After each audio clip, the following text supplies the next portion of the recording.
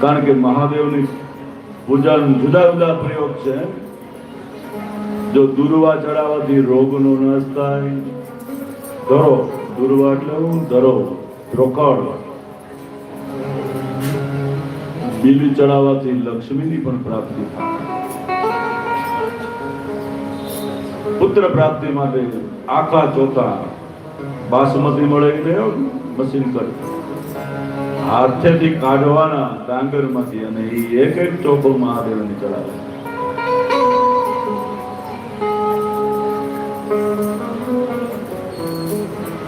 પછી ડાંગર ચડાવવાથી, આખા ડાંગર ચડાવો ને કમોદ, એનાથી સંબંધ યોગ થાય. દીકરા દીકરીનો સંબંધ યોગ કરવો હોય ને તો મહાદેવને રોજ ડાંગરથી પૂજા કરવી.